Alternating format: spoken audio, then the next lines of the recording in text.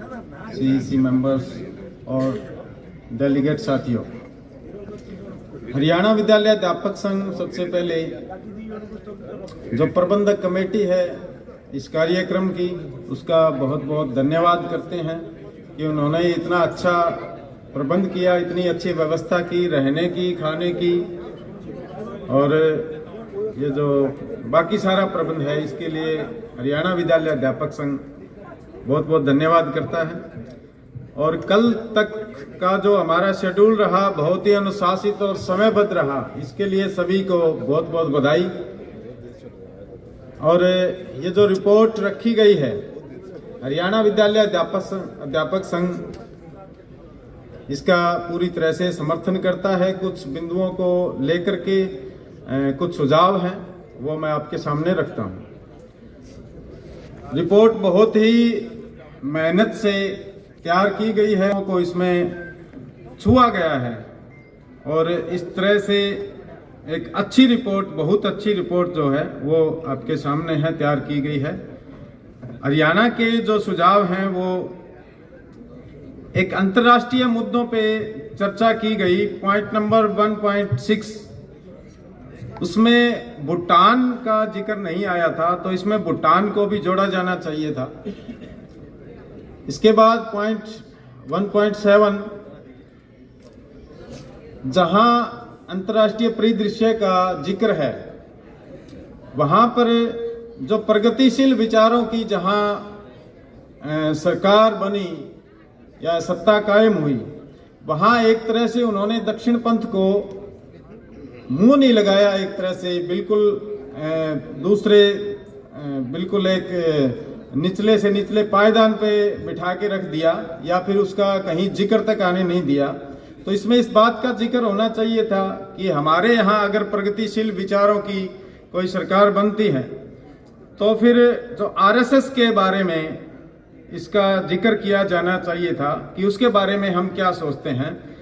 हमारे पड़ोसी दो देशों के बारे में एग्जाम्पल है हमारे सामने, श्रीलंका और बांग्लादेश। श्रीलंका में जो प्रगतिशील विचार एक तरह से सत्ता में आया, लेकिन बांग्लादेश में ऐसा नहीं हुआ, तो इसमें आरएसएस का थोड़ा जिक्र होना चाहिए था।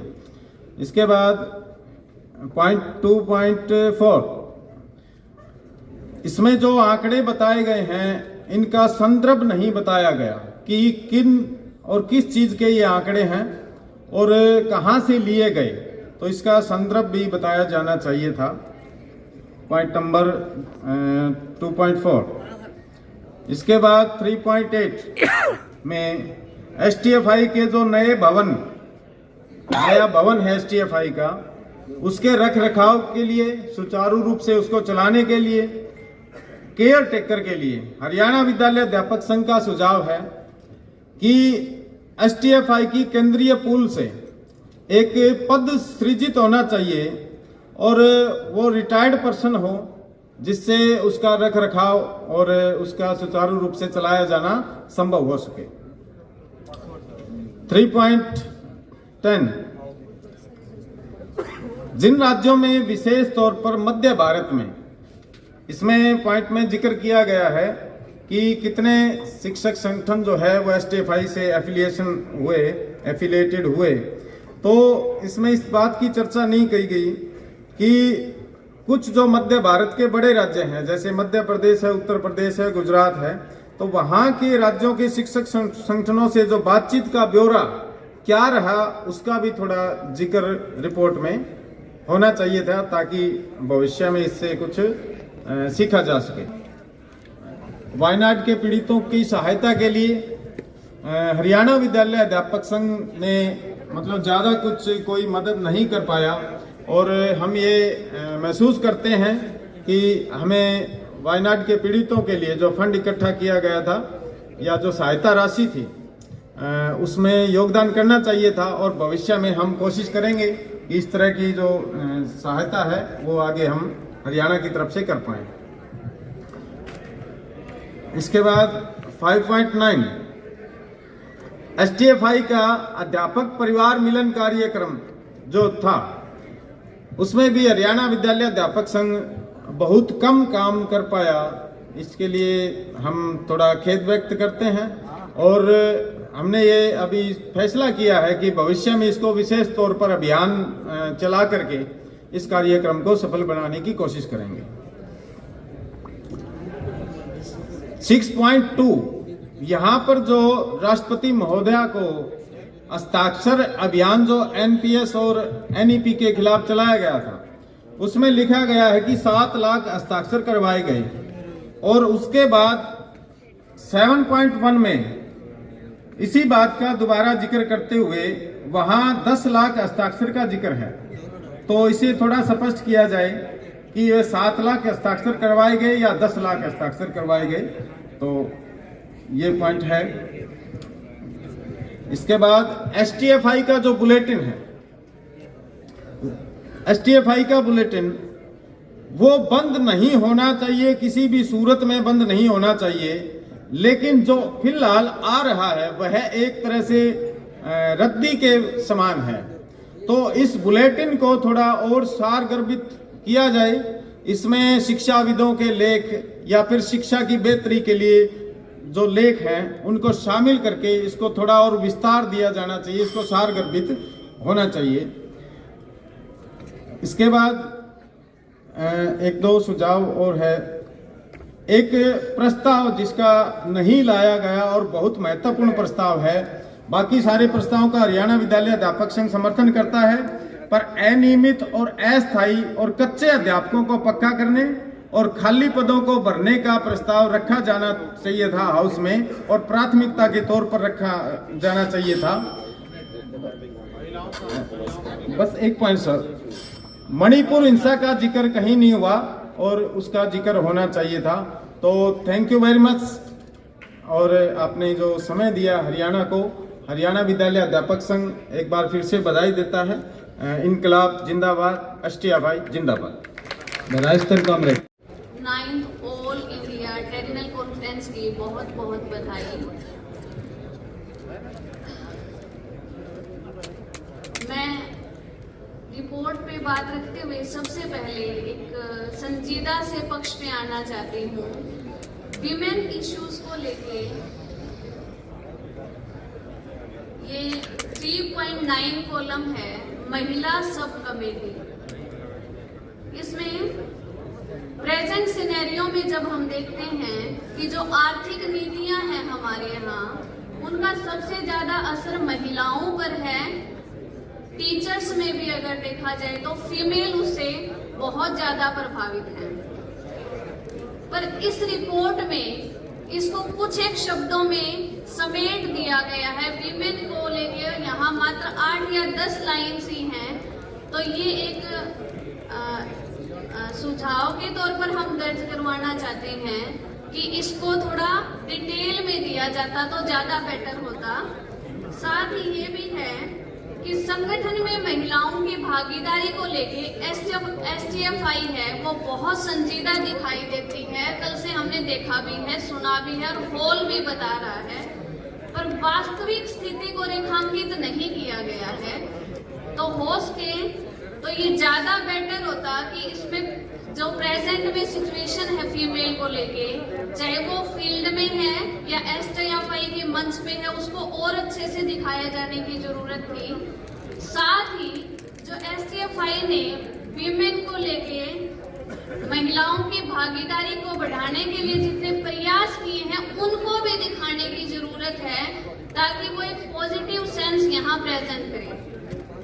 और दूसरे यहाँ कुछ कमियां भी रही होंगी, उनका भी जिक्र होता तो शायद कहीं ज्यादा संजीदा हो जाता, वो और भी बेहतर होता।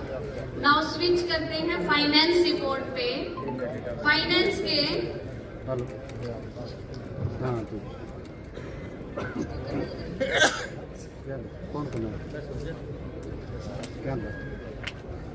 Page number 2, point number 4 and 5। Page number 2 में जनरल अकाउंट में फर्नीचर में 5 यूनियन से हिस्सेदारी की है। फर्नीचर के जो डोनेशन लिखा हुआ है, डोनेशन फॉर फर्नीचर, और इसी के नीचे है donation for Wayanad victims help में। इसमें 10 यूनियंस ने भागीदारी की है। तो यहाँ फंड्स और डोनेशन के अंदर को देखते हुए भी हम थोड़ी सी मानसिकताओं को समझने की कोशिश करना चाह रहे थे कि वहाँ 5 यहाँ 10 इस पे भी थोड़ा सा हो जाता तो ज्यादा बेटर था। और इसी में नीचे आ जाएं, सारे जा रहे हैं। टोटल दिया हुआ है एक्सपेंडिचर्स का। टोटल एक्सपेंडिचर है यहाँ 55,75,156 रुपए और खर्च है यहाँ पे नेक्स्ट पेज पे है 50,52,515 रुपए 6 पैसे। तो इसमें दोनों में जब कंपैरिजन करते हैं तो यहाँ दिख तो रहा है कि 5 लाख प्रॉफिट है और यहाँ नीचे हम बैलेंस अमाउंट में दिखा रहे हैं 79,12,679.95। तो यहाँ भी ये देखने की जरूरत है कि जो महंगाई का इतना असर है उसमें 5 लाख रुपए इनकम तो दिखाई जा रही है और उसका कितना सा रोल बनता है। और ये जो 18 लाख है इसमें से 13,27,204 रुपए तो इंटरेस्ट के हैं, इनकम नहीं। मुझे लगा ये अलग डिफाइन होती तो थोड़ा ज्यादा बेटर होता कि ये इनकम तो इतनी है और ये हमारा इंटरेस्ट है। और 5 लाख रुपए महंगाई के हिसाब से तो माइनस में ही कहीं जाते हुए नजर आ रहे हैं। तो संगठनों को ये भी थोड़ा प्रयास करें कि साथ ही साथ हम इस आय के ऊपर पैरेलल काम करते चले, मुस्तैदी से काम करें। आगे एक 1.5 करोड़ का नया टीचर भवन बनाया है STFI और टीचर मूवमेंट, इसके लिए आप सभी को बहुत बहुत बधाई है और ये बहुत सराहनीय प्रयास किया गया है। साथ ही कुछ चीजों पे नजर डालते हैं। अभी OPS ओनली OPS को लेके हमने बात की। OPS, NPS और UPS के रास्ते से हम रियली में कहाँ जा रहे हैं। हरियाणा के सिनेरियो को देखें तो वहां में परमानेंट टीचर के पैरेलल गेस्ट टीचर्स आए। गेस्ट मतलब कॉन्ट्रेक्चुअल भी कह सकते हैं। 30 to 40,000 उनकी सैलरी है। NSQF में भी ऐसे ही है। उसके बाद वर्क एक्सपीरियंस, संस्कार शिक्षक। हमारी डिमांड क्या है और सरकार की नीतियां हमें कहां ले जा रही हैं, ये भी देखने की एक जरूरत है। एक सवाल के साथ तो मैं जरूर खत्म करना चाहूंगी कि मंच मेरे इस सवाल पे थोड़ा सा गौर करे, अलविदा हो एक सवाल के साथ कि हम लंबे अरसे से केरल मॉडल का जिक्र करते हैं तो वहां OPS क्यों नहीं, यही मेरा सवाल है, यही हमारी रिपोर्ट है। Thanks for